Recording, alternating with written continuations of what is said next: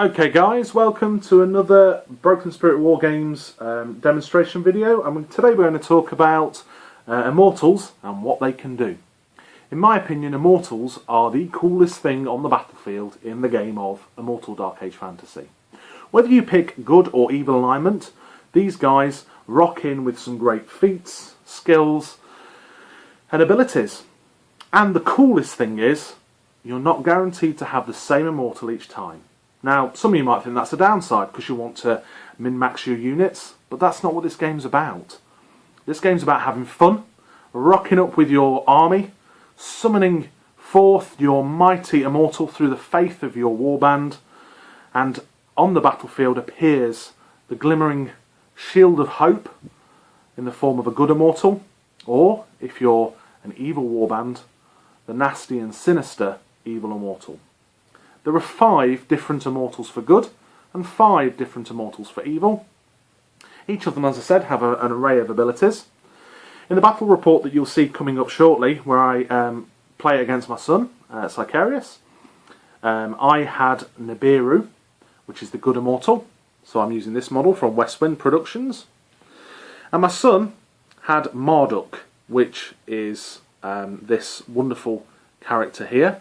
Model can be any of the Immortal models you like. So the idea is that you pick the model that you like the most.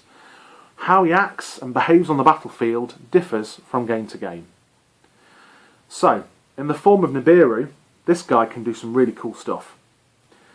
Both Immortals, good and evil, have wings, so they can fly. So instead of walking across the battlefield, these guys can fly anywhere, as long as we put them in impassable terrain, anywhere up to 12 inches.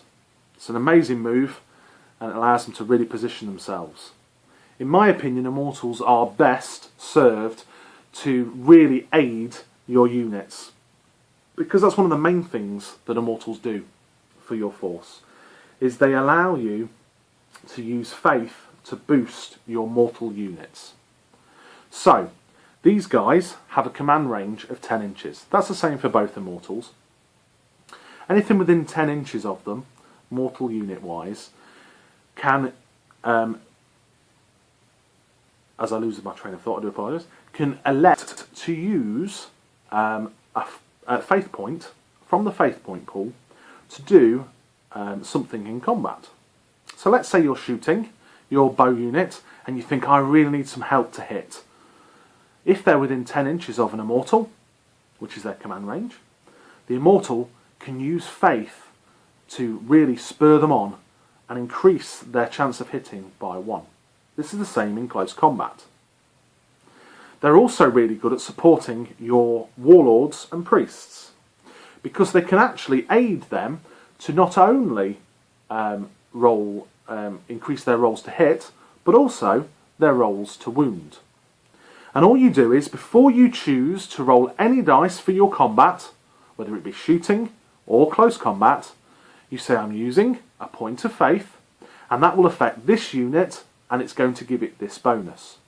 So in the game that you'll see later on, and I keep referring to this because that'll be up very, very soon too, you'll see that Nibiru supports a unit in the force, and it actually, I think it's my warlord, yes, it is my warlord, Darthu, and it supports him in a way that gives him +1 to hit and +1 to wound, for the cost of 2 faith points. So, to summarise, mortal units gain the to hit bonus by spending a faith point, and that's 1 faith point for the whole unit.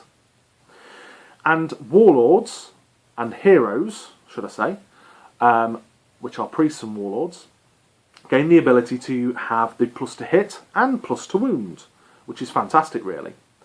The other thing that they can do is increase their command grade by 1. So that means mortal units that have a command grade of 7, which is like leadership from other games, it increases it to 8, and so on and so forth. So as I said, Nibiru, fantastic, can fly. Marduk, wings, can fly. But these guys are special, as I said, and each of the different types of Immortals have their own special abilities. Nibiru, the good Immortal, Nibiru himself, he can throw fireballs. What's cooler than throwing a fireball? throws a fireball at a unit, scorching it. He can also create a wall of fire, which he can put in place to basically shield units and things like that, which is fantastic, really. These are real support pieces, and they shouldn't be underestimated in combat, because they are tough, as you'll see in the battle. Marduk, on the evil side, he's really cool, and what he does is, not only can he fly, but he can teleport. He can teleport a unit anywhere on the battlefield. How cool's that? Not only that, but all the time he has an aura save, because he's partially in the void. Also, something that these guys can do is summon. In the form of the evil alignment Immortals, they can summon a summon demon. So as you'll see in the battle report, my son refers to him as Barazabarak. He's a summon demon.